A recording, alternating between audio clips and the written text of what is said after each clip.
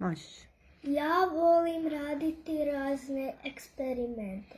Sada ću vam pokazati jedan. Lava u čaši. Prvo dodajemo vodu, zatim dodajemo ulje, zatim dodajemo 2 kapljice Dobro. bojice, Malo. zatim malo crveni, zatim šumičke. Čekamo.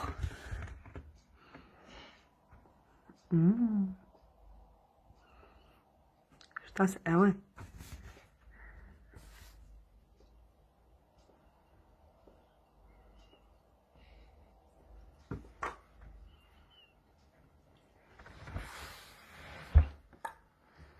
Jel' dobar? Da.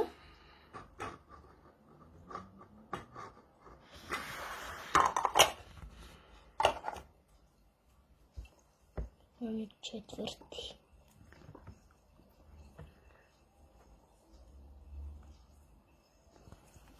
Kako gori.